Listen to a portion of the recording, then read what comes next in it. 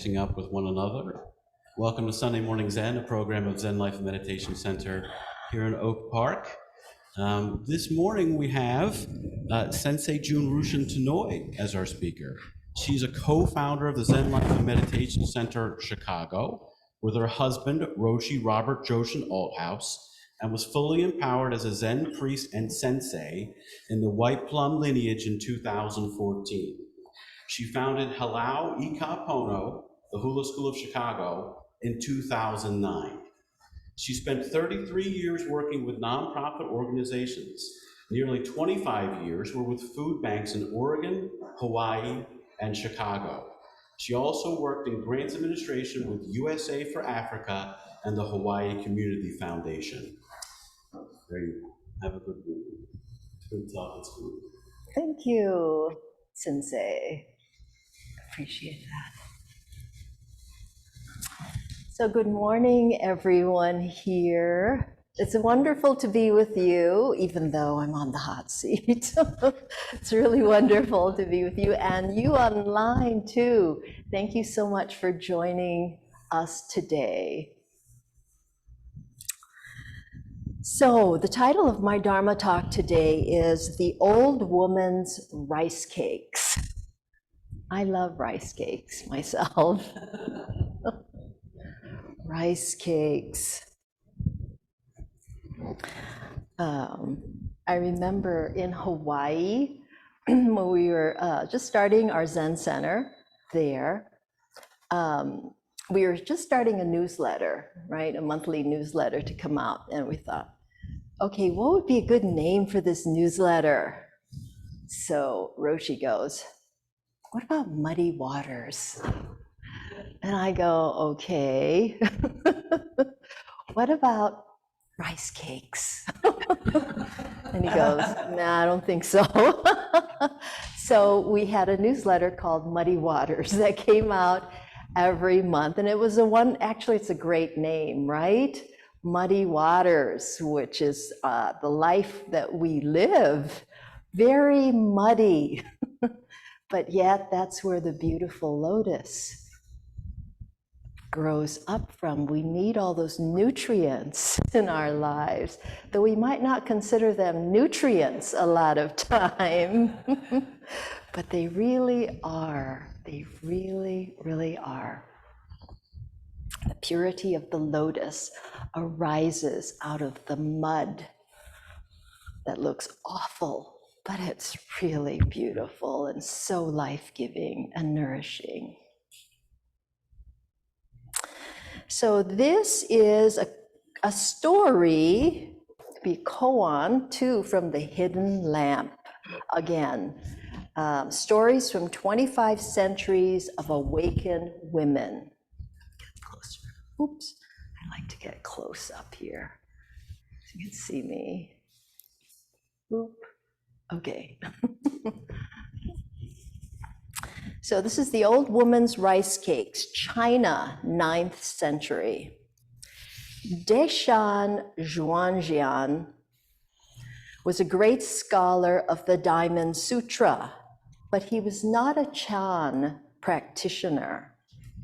He was traveling south in search of the Dharma, carrying his commentaries on the Diamond Sutra with him. In the course of his travels... No, I modified them from before. The ones that I have up there, I think they're okay. They're good enough for our purposes. I've got, I think, 7 of them.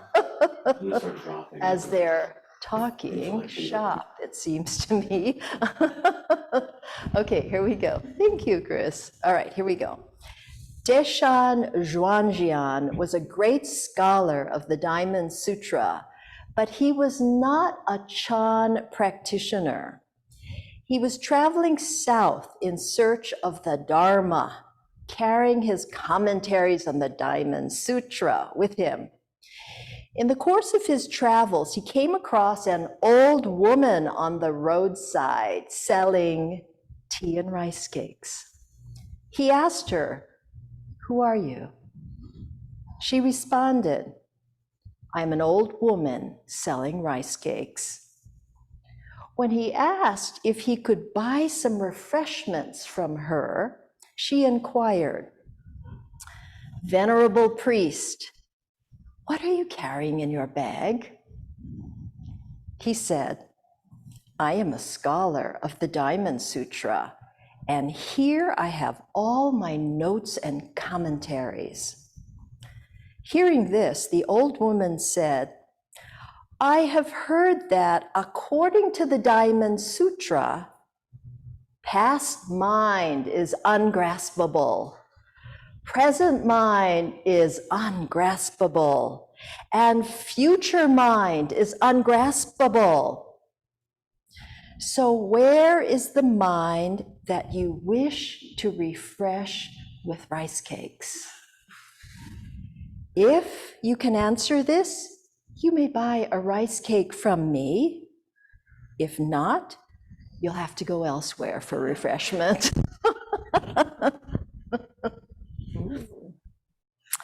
Deshan was unable to answer. The old woman then directed him to a Chan master nearby.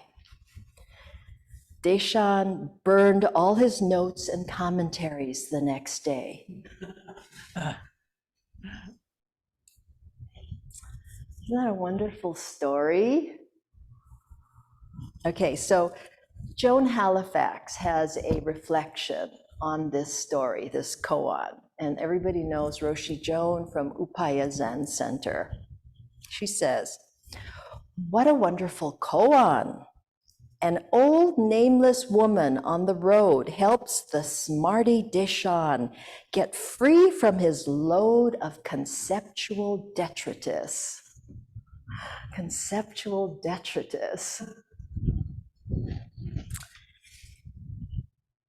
She is the Diamond Sutra itself, signless and aimless. She is nobody we know, and at the same time, she is an intimate manifestation of some kind of wild and cranky freedom. Through her, there is no abiding, no attachment. Deshan was from northern China. As a youth, he studied the classical precepts, and he also thoroughly penetrated the Diamond Sutra, which I know there's been a class, and great, I'm so glad everybody has read it, excellent. So he thoroughly penetrated the Diamond Sutra. At the time, there was sectarian strife between the northern and southern schools of Buddhism. Right, there's always something. Deshan, being from the northern school, was vehemently critical of the southern school.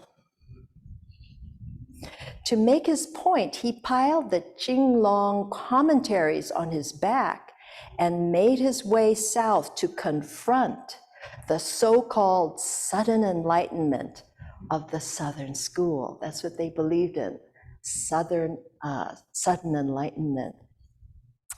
So here's Deshan hauling around his ideas about the sutra among other interesting burdens of opinion. I love how she says that, other interesting burdens of opinion, right? Who doesn't have opinions here? And can't it be a burden sometimes? He encounters the old woman who cuts him free from the conceptual mind with the diamond of her mind. The first words in the Diamond Sutra are, "Thus I have heard." Thus Deshan heard the old woman for sure. His mind for a rice cake.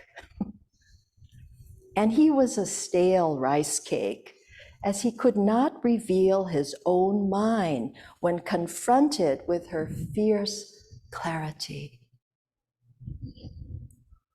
This nameless old crone became Deshan's catalyst to awakening, challenging his ego-based confidence, introducing him to an ungraspable moment, a moment of absolute freedom from glosses, commentaries, and secondary consciousness. Sounds like no mind to me. Who are these old women who now and again appear in koans? They are who we really are. That wild old grandmother's heart of wisdom that does not engage in idiot compassion, but cuts to the quick of the moment. She offers rice cakes and the refreshment of awakening tea, like we're going to have after this talk. This staff of life, rice, common food for all. Tea, common drink for all. And Deshan got the special transmission outside the sutras, the supreme meal. The special transmission outside the sutras. With what mind are you seeking refreshment? Bernie calls it also the supreme meal.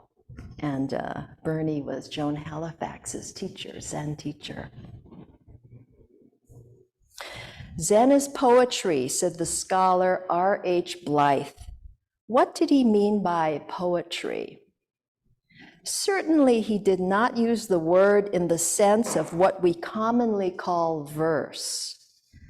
Rather, he meant that the essence of Zen, like the world of poetry, comes from the spontaneous energy of meeting reality directly. And you know, we have a Zen poetry circle that meets every Friday at 8 o'clock after commit to sit. And we each share a piece of poetry, a poem that really kind of hits us during the week or so. So I love this description, right, of Zen being like poetry in that it means poetry is like the essence of Zen. It comes from the spontaneous energy of meeting reality directly.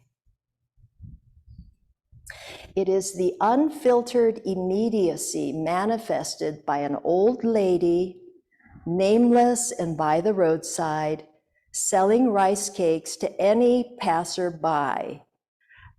This quality of immediacy embodied by the old woman is in our everyday practice and is also reflected in the so-called literary body that we call koans, right? To see reality as it is, that is our practice. Not with the past mind, not even with the present mind, or the future mind, just to see reality as it is, rich. This quality of immediacy, of intimacy with each moment. Now she says something about koans. For those of you who are grappling with koans, maybe you're not grappling. Yeah. Anyway. The mystery of koans and their poetic veracity comes about because they are non-discursive, based in life, full of illusions and non-linear. They are not commentaries on the sutras. Rather, they invite us not to use the thinking mind, but to allow the thinking mind to drop away by being absorbed completely into the koan body, so that a genuine experience of intimacy can present itself. So koans are a practice of dropping our discursive minds. It's a practice. That's what we do when we're sitting on the cushions, zazen. We're working to drop the discursive mind, full of opinions, full of judgments, right? We're working to drop that. The old woman selling rice cakes is that intimacy itself. She barks at the heady scholar. Where is the mind that you wish to refresh with rice cakes, O scholar? If you can answer this, you may buy a rice cake from me. If not, you'll have to go elsewhere for refreshment. Where is the mind that you wish to refresh with rice cakes?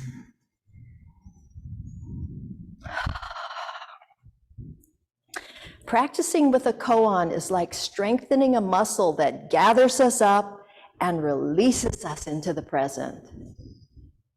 Like the old woman, a koan reduces us to who we really are.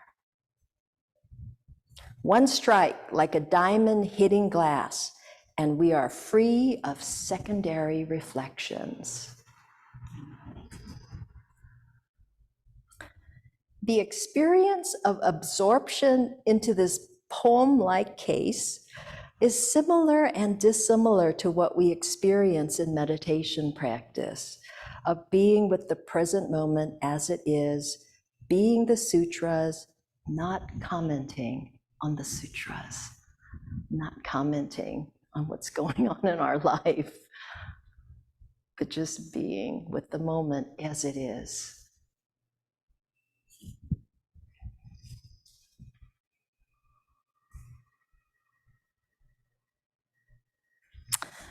Okay, so there was, let's see.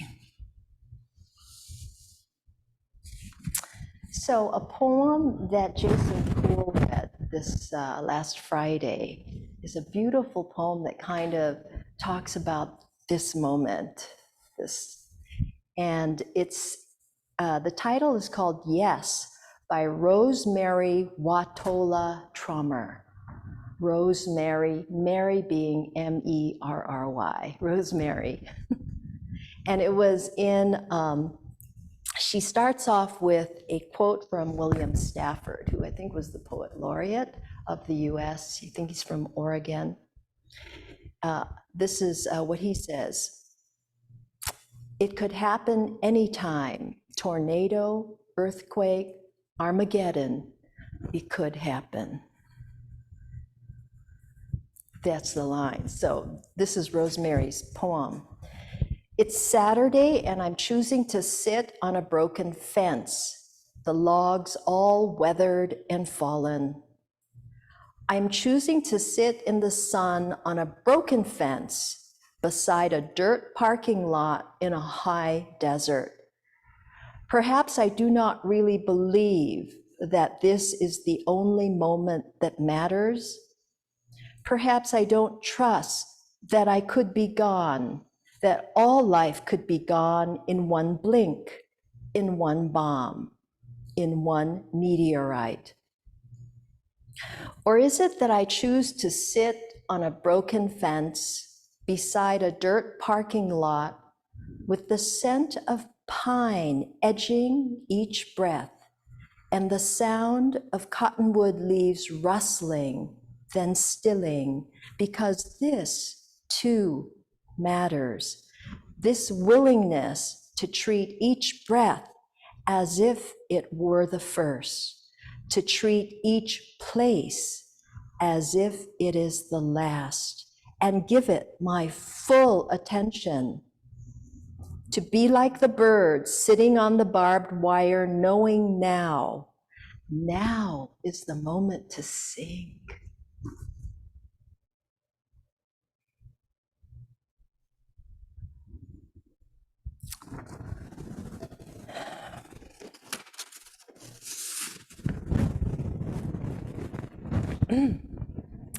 So, by the way, Deshan, that means virtue. because he was, in Japanese, his name is Tokusan, so I think I remember some koans by Tokusan. But so he is remembered as hitting his students with a cane to express awakening. Yeah, in those days, they just hit people, you know. It was a different culture, a different time. We don't do that now. But so he was earlier a scholar of the Vinaya, which is the monk's code of conduct, right? So he was a scholar there, and then later became really famous for his knowledge of the Diamond Sutra. And then there was this encounter. He is in the lineage of the Yunmen school and the Faiyan school. So he took the name Deshan because a governor asked him to go live on Mount Virtue or Mount Deshan. And so his name is Virtue.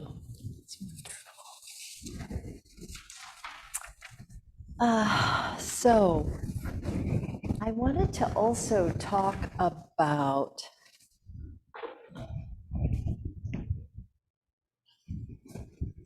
the Mind of Clover. Because I use this book in my work with Zen students.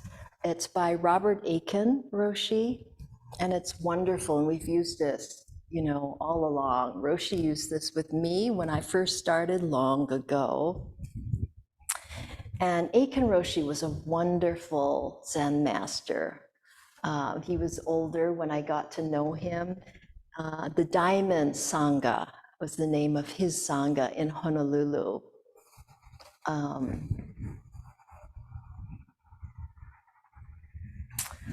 remember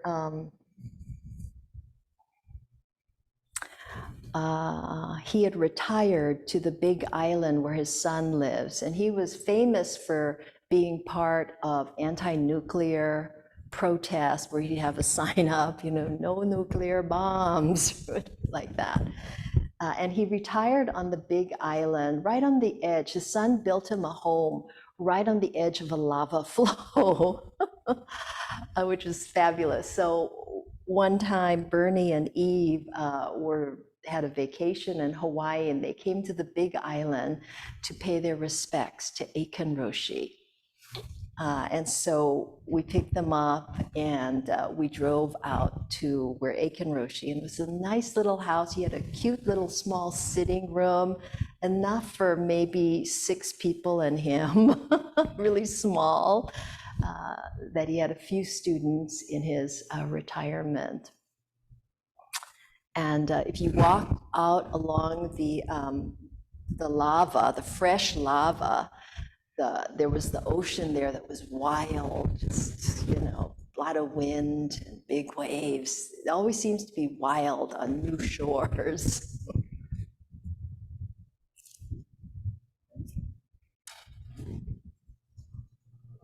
So there's a chapter here on the 8th grave precept, which is not sparing the Dharma assets. They're all wonderful, all of these precepts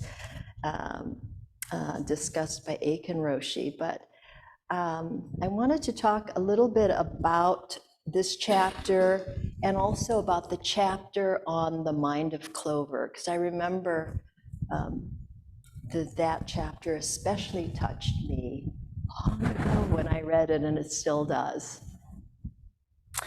So first of all, the precepts, right, derive from rules governing the Sangha of monks and nuns in the time of the Buddha.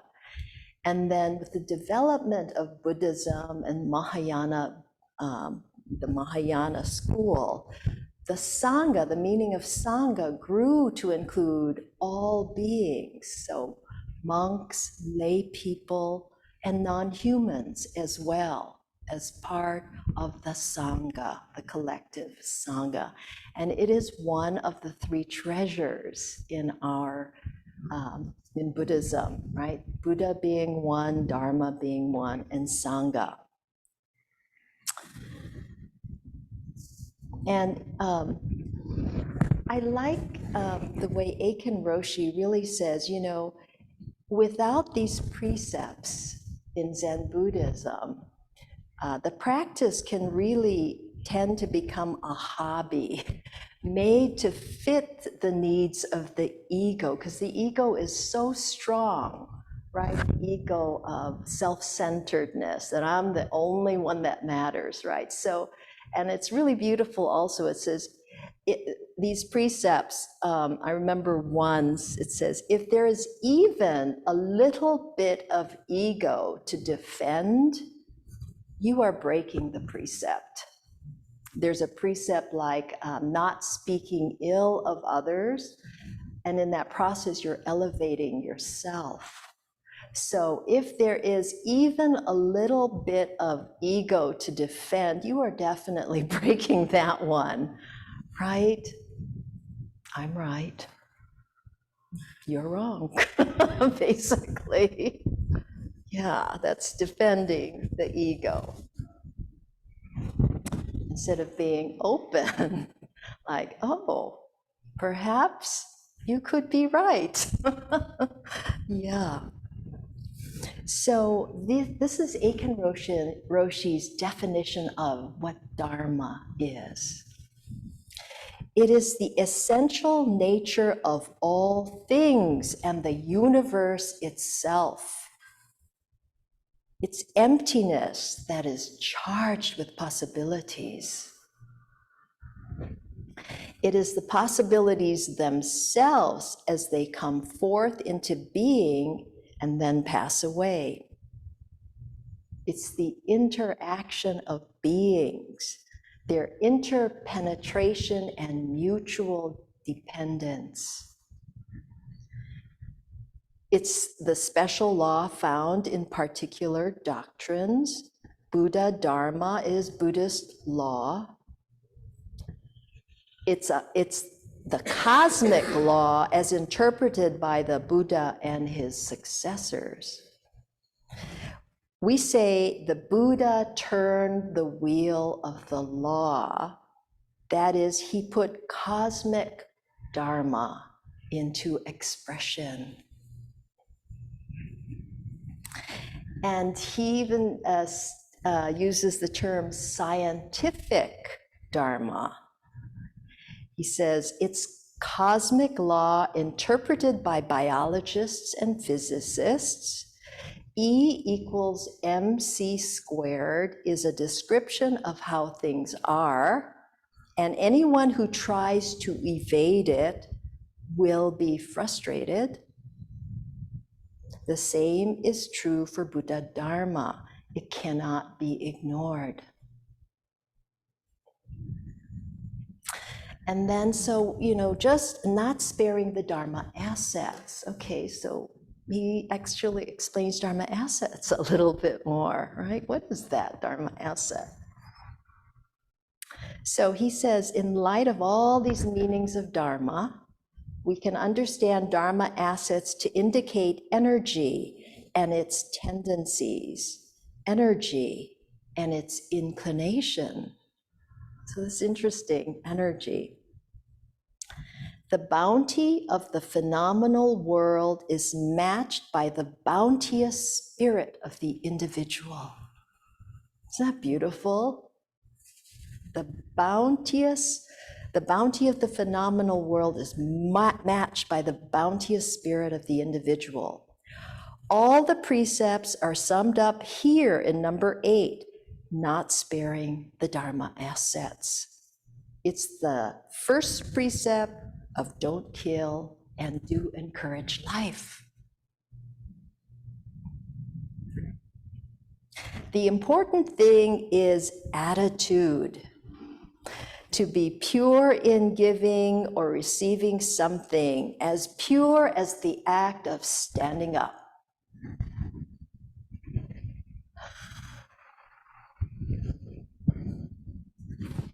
Bodhidharma said, self-nature is subtle and mysterious. In the genuine, all-pervading Dharma, not being stingy about a single thing is called the precept of not sparing the Dharma assets. Not being stingy about a single thing is called the precept of not sparing the Dharma assets.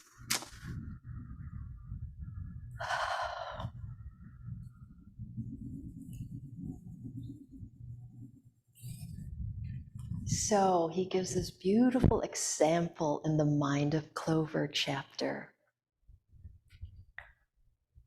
Okay, we're talking about where is the mind that you wish to refresh with a rice cake.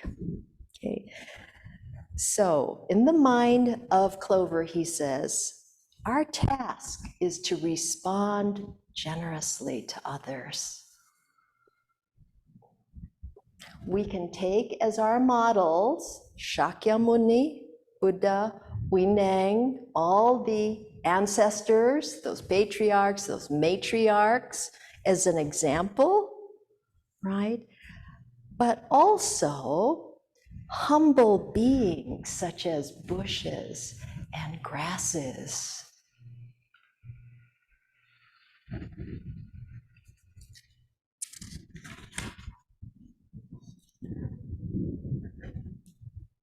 He says, with every fiber, beings of the plant world are guiding others, perpetuating their species, beginning new species as circumstances permit, conveying their vitality to soil, waters, air, insects, animals, and people.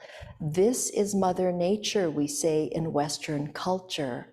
In Buddhism, we say this is the Sambhogakaya, the body of Indra's net, the harmony of universal symbiosis. The Sambhogakaya is also our own way of realizing and actualizing that unity.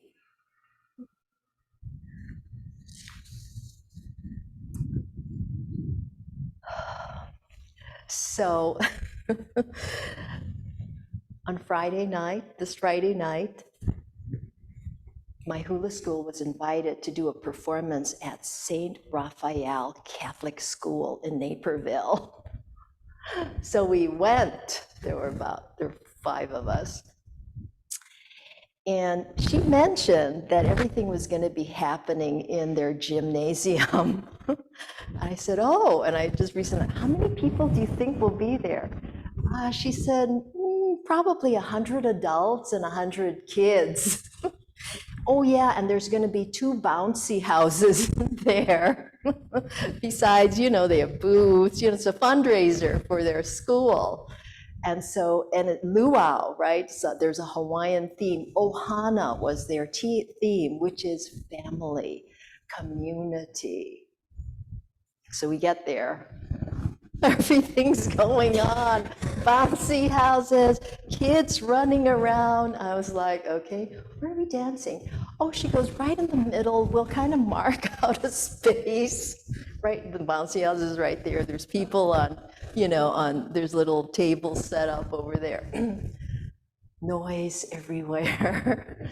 So, and then I had a little speaker that wasn't that great, but they had a bigger one, but still it wasn't that great. But so we managed to dance in the midst of, a lot of, at first there were, I must say, the little kids were lined up and they were sitting and they listened, for a few dances, and then they got up, most of them, and went on to do other things.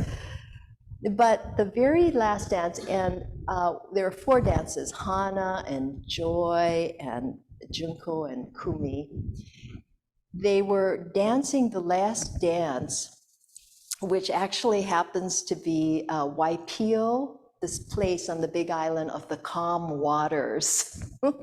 So, and they did beautifully. They were dancing so beautifully amidst all of the chaos. It was kind of like this one little calm spot in the middle of chaos, right? And that's life. That is our life. That it was like, okay, we're just gonna flow with it. And you know what? It was so relaxed because there were a few people that were really watching and paying attention, but in that environment, it was hard to focus. And so people made mistakes and it was just fine and no problem. We just danced, because when you're kind of on a stage, anyway.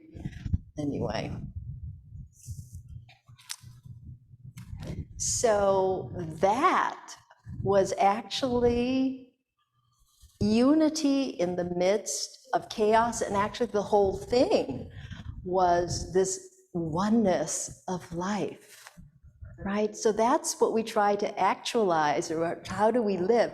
How do we see the oneness of life?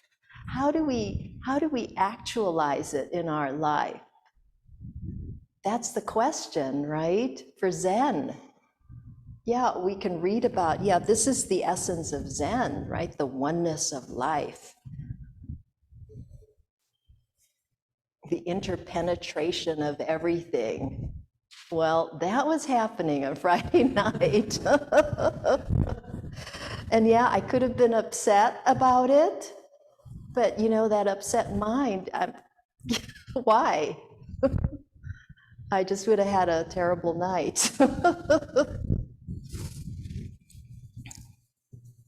So, when the clover is cut, its roots die and release their nitrogen.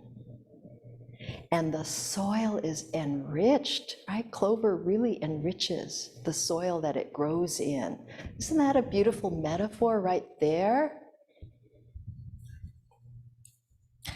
Earthworms flourish.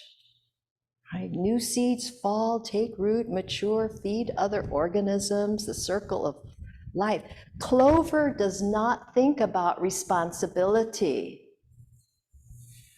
And neither did Shakyamuni.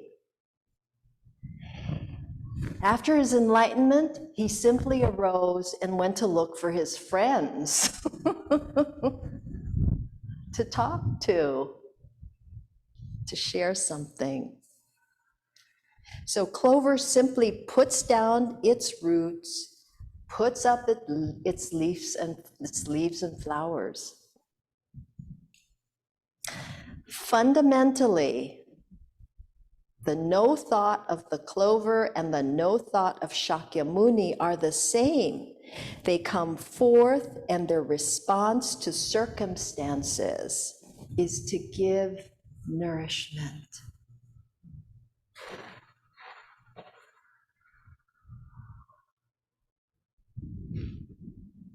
Clover is incapable of not nourishing. It can't do anything but nurture.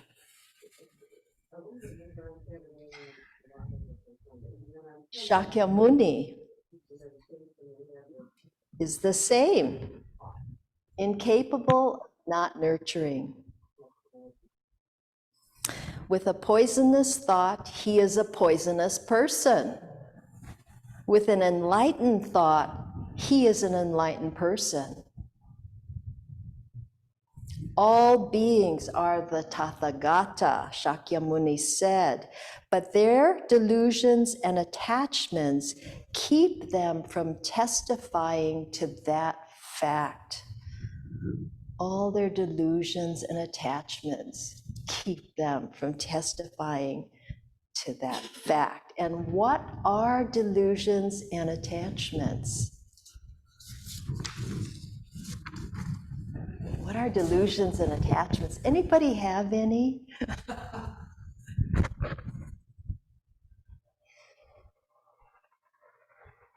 Right. They are, what are greed, hatred, and ignorance, the three poisons. Those are the poisons of not nurturing. What are enlightened thoughts?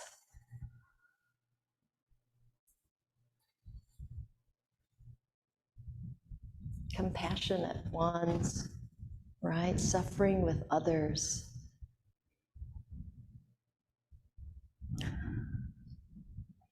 So Shakyamuni went through a metamorphosis of self-centered thinking to enlightenment, right? He had everything in his palace. Kind of like us. We have everything, really.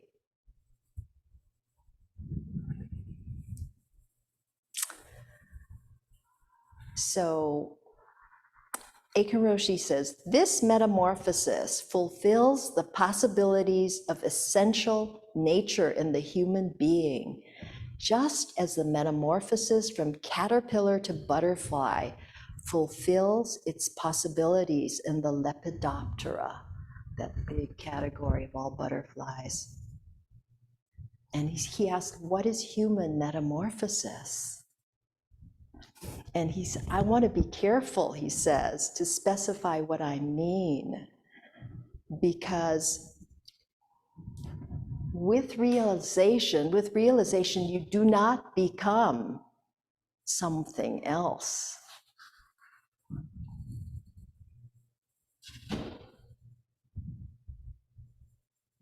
Like the caterpillar, right? It kind of dissolves and then becomes this beautiful butterfly. But people are not like that. Human beings do not metamorphose into something else. Kensho is, he calls this a peep into essential nature. A glimpse, if it's a shallow experience, a good look, if a deeper one, but the practice continues, and in fact, it begins anew. That Kensho. So he says the word metamorphosis does have some value in describing the Zen process. Truly beginning the practice anew, we learn that somehow we have been victims of our own thinking.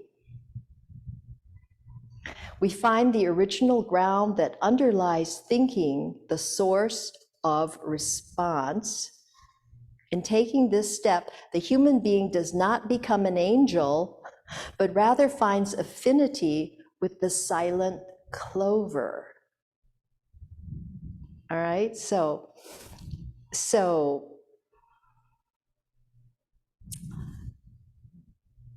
if we can,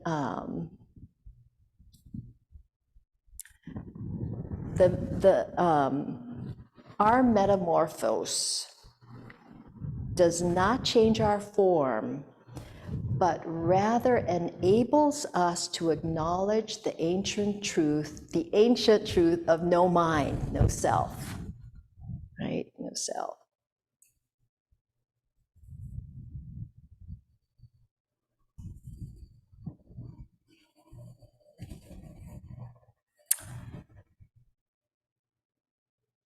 He says, all beings, stones, clouds, trees, and animals, including human animals, come forth as no mind. However, they differ radically in their responsiveness. The clover nurtures itself and its environment without making distinctions. The pig is hostile at some times. He's talking about the wild boars in Hawaii, friendly at other times. The porpoise rescues the drowning sailor. Where is the human being in this scheme? He says, unfulfilled in metamorphosis, the human being is alien, exploiting others by sex, race, class, nation, and species. Fulfilled, we realize and actualize the net of Indra, with each being nourished by and nourishing all other beings.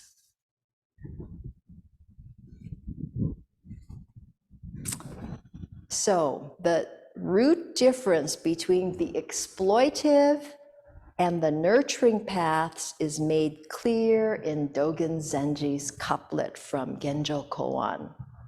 That the self advances and confirms the myriad things is called delusion. That the myriad things advance and confirm the self is enlightenment.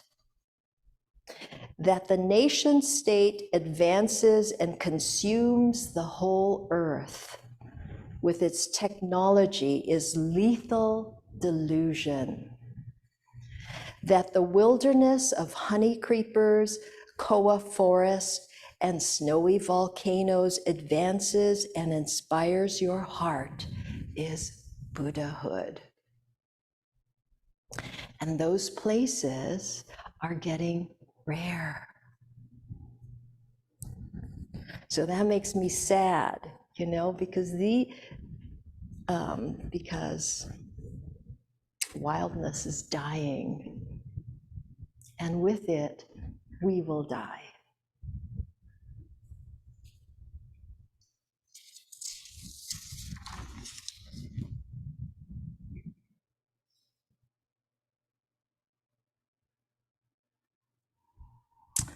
The way is clear in the clover mind. Self and other are one mind, call it no mind if you like. The mind of mountains, rivers, and the great earth, the sun, the moon, and the stars. This is the mind that advances as the song of the cardinal or the scent of incense and confirms the essential self, you and me. This is the mature human experience.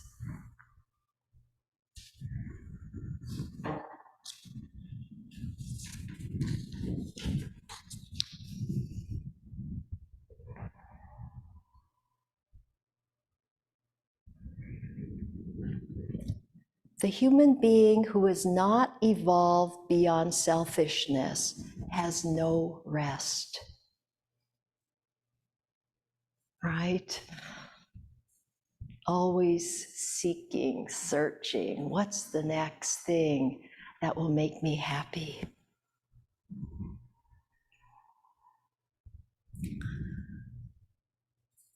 So,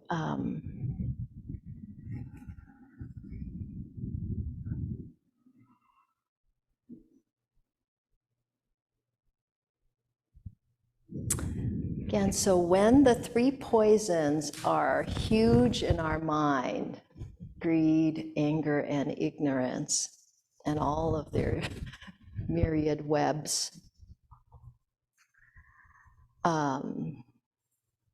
we fall into delusion and scheme about defending ourselves and mastering all beings with our sophisticated intellectual, political, economic, and technological weapons. We advance and confirm the 10,000 things and thus compound delusion and bring the world to an unprecedented crisis.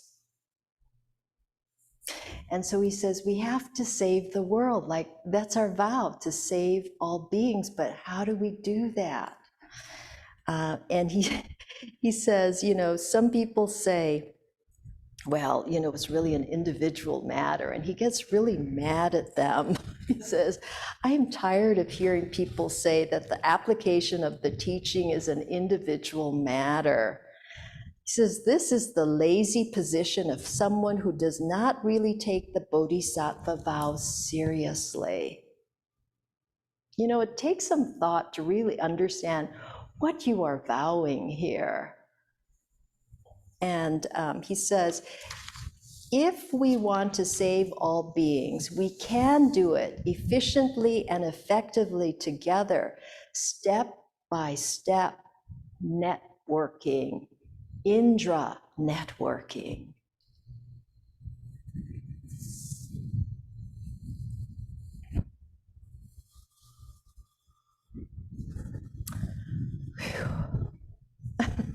So So that's my talk, Indra networking today with what kind of mind can you really Indra network?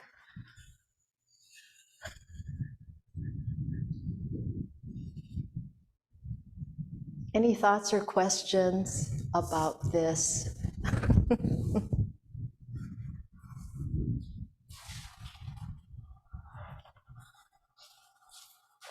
Such heady topics.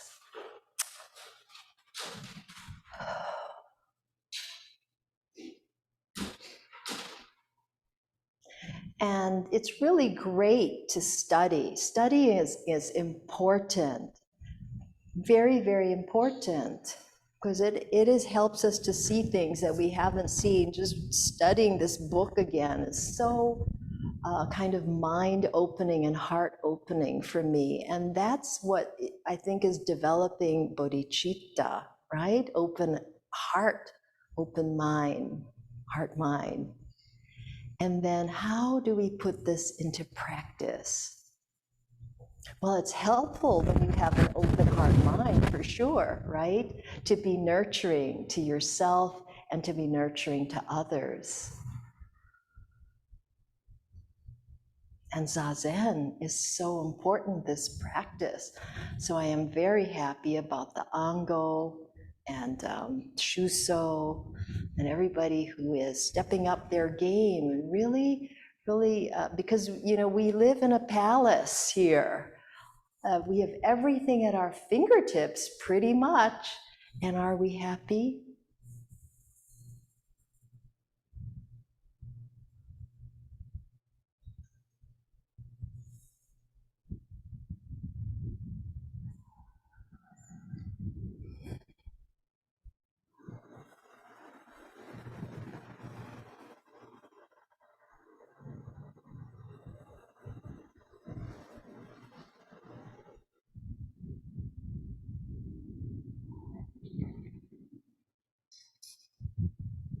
Sensei, thank you so much. That was really beautiful. And I love the story of the old woman selling rice cakes and just the challenging us to accept, to really be open to the way that teachings and teachers appear before us. That it might not always take a more conventional form that we're used to, but it's always appearing. And if ego is too invested in seeing it one way, we might completely miss the opportunity to receive something as beautiful as Deshan did from the old woman selling rice cakes. So thank you, that was really beautiful. Appreciate it.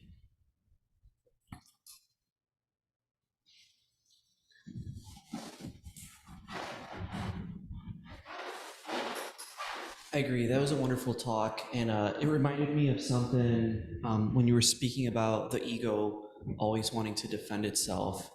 I recently discovered that one of the things that Thich Nhat Hanh used to teach his students was this idea of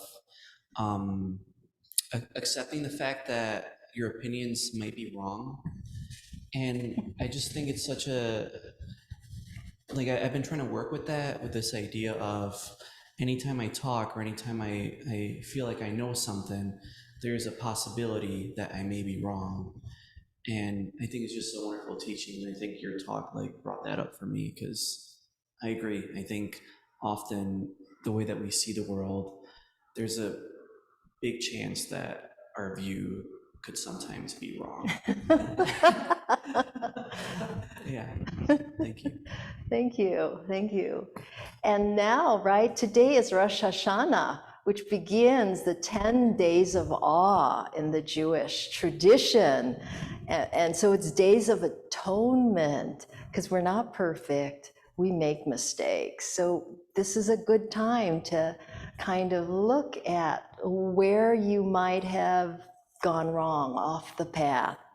Wrong, just done something that not skillful, which I have. So it's a good time to talk with someone that you feel, there's something heavy on your heart that you want to just say to kind of start your year fresh.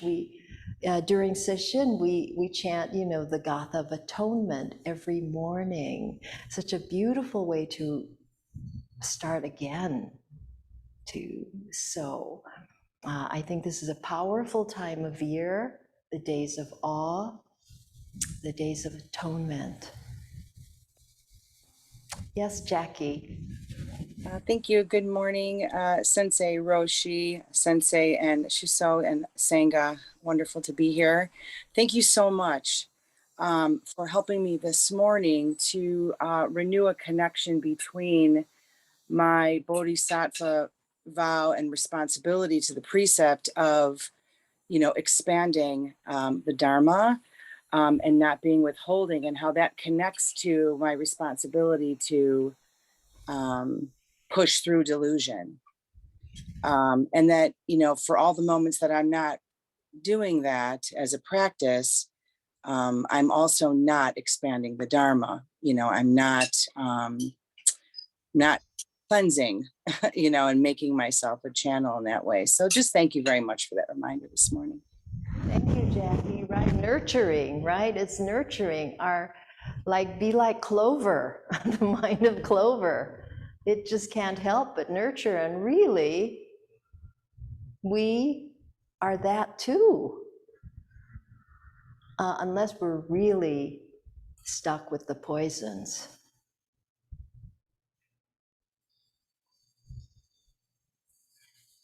And we're going to get stuck, we're going to get unstuck. It's a process, right? We're going to stuck, unstuck. Yeah. So that's why I sit to try to see these poisons clearly, that I can do something about them.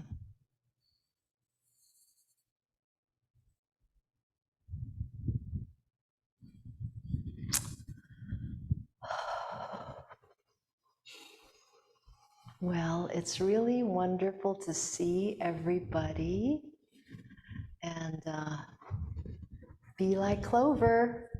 And then we're gonna have some wonderful refreshments. Yeah, like Chris said, the traditional, dish, or, to eat apples with honey. So you might have a sweet new year, everybody. Sweetness to everyone, nurturing.